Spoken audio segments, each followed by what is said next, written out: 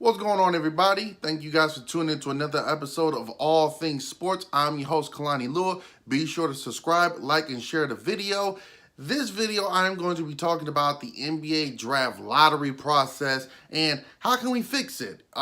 We have seen in the NBA this, I guess you could say, I don't want to say it's a new era. I don't want to say it's that because we've seen it before, but teams tanking to get the first overall pick. We see the New York Knicks, even though Dennis Smith Jr., the new acquired player that they made with the Mavericks in the trade, is there putting on highlight reels in the Madison Square Garden. The Knicks essentially want to not be as competitive so that they could go ahead and hopefully get that #1 overall pick, draft Zion Williams out of Duke, go ahead, pair him up with any potential superstars they bring into the Big Apple, and that could be big business. We see the Philadelphia 76ers trust the process and how that worked out with Embiid, Simmons. Remember, they also drafted Nerlens Noel and Jahlil Okafor. Those two didn't work out in the city of brotherly love, but still in all, Markelle Fultz is another one.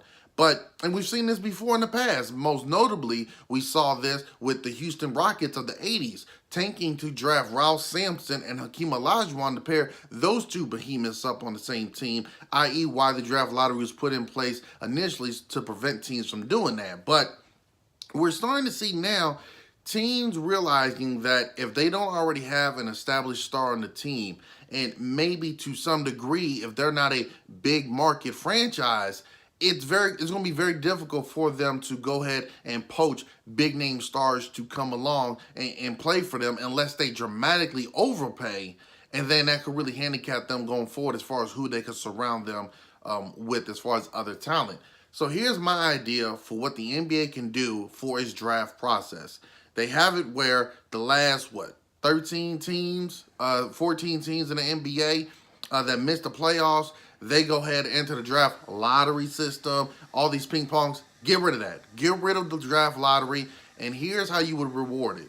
There's 8 teams from the West, 8 teams from the East that make it, 16 total. So essentially that's 1 to 16 in the NBA.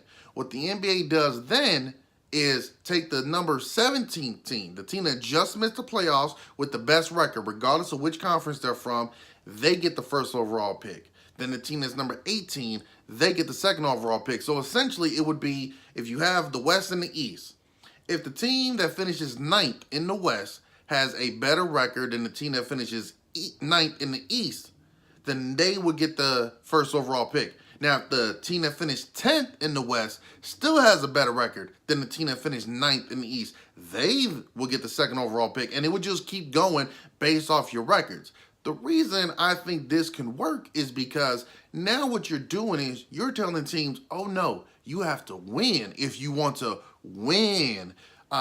There's no more of this, oh, if you finish last, if you finish towards the bottom, you could potentially be rewarded. No, no, no, no, no. We want you to put a good enough squad out there to go out and compete during the regular season so that come the draft lottery, or at least the draft, that way you can go ahead and get yourself a position. You're already a good enough team, just not quite there with a high draft pick now. We're putting a known player from college on a good team, and hopefully he could be the missing piece, or at least one of the missing pieces that could get you into the playoffs and into contention.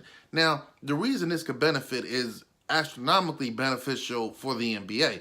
The regular season becomes more competitive, which we all know, as good as the NBA is now with all the talent, the regular season can be a bit of a drag. It's hard to kind of watch some of the games, especially now that we're in a narrative of, well, no one can beat the Warriors, so it doesn't matter what you're doing during the regular season. Oh, you drop 50 in the game, you got a triple-double, you score 30 points in 32 straight games, so what?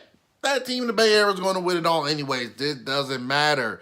Well, that's a bit unfortunate, but in order to get there, you got to win during the regular season, right? So then the regular season is more competitive, ratings are going up, and then like I said, you're taking a known player from college. And remember, these one-and-done players, it's hard for them to have a built-up name. Zion Williams is going to be the obviously known star, but how many people are really going to know who the 2nd, 3rd, 6th, 8th pick in the draft are going into the season?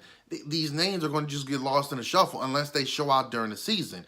But you put them on competitive teams. Now these teams that are already showing promise, that are already somewhat good, just not quite there yet, now they have one of the big name stars. Potentially now they could get into the postseason a lot sooner. We're not judging these players 4 or 5 years into their career saying, well, they haven't made the postseason or they haven't won anything in the postseason. Oh, they're a bust because they haven't won anything yet. And we've seen that with players. Look at someone like an Anthony Davis or the Greek freak, Giannis Acapulco Pinky. I went to public school in the inner city, guys. You got to forgive me or not being able to say that. But the Greek freak, it's to the point where, oh, well, they haven't done anything. Well, yeah, it's difficult to do something where if my team got the #1 overall pick, more than likely they were not a good team already. It's not like they were injury riddled and then they got me and whoop-bam, here we go. This isn't like when James Worthy was the first pick for the Lakers when they already had Kareem and Magic Johnson on the team. So you go this route and you say, okay, now we're putting a kid from college, we'll put him on a competitive team. They're going to be in the postseason a little bit quicker now that we can start building up around him. And it's easier to make them a star because now we're saying, oh yeah, now we're recognizing them. We're seeing them in the postseason. They're being competitive. They're growing. And we can market them a little bit better than the narrative that they can't get it done and they're no good. That goes out the window. That way fans listening to that don't automatically think, oh, I guess he was just a one-hit wonder in college. No. Now in the pros, they're seeing that he's good. Also, it would make all the teams want to be competitive.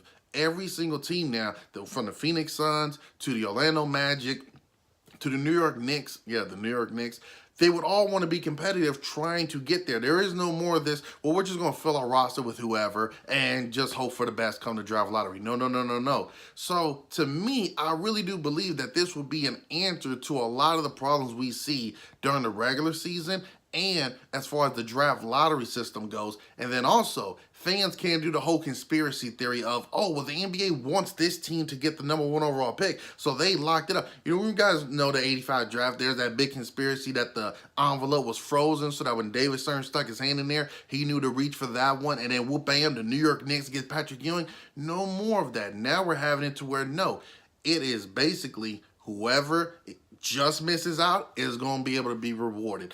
Baseball's going through the same problem right now with the whole tanking. If you're not a contender, we're seeing teams tank to try to get more prospects so that they could go ahead and build their farm system up and then see if they can be competitive in a few years. The Houston Rockets, not the Houston Rockets, the Houston Astros were able to do such a thing. The NFL is a lot different. Football is a totally different mindset and game. You only have 16 games. There is no such thing as tanking, and we see it every year. The Browns and the Lions are the only two teams to go 0-16, but every other year, the last team to get their first win of the season, they damn near throw a parade. A few years ago, I want to say 2012 or 2013, the Miami Dolphins were, I think, 0-11, 0-12. But when they finally got their victory, they were livid, just celebrated. You would have sworn that they won the AFC Championship.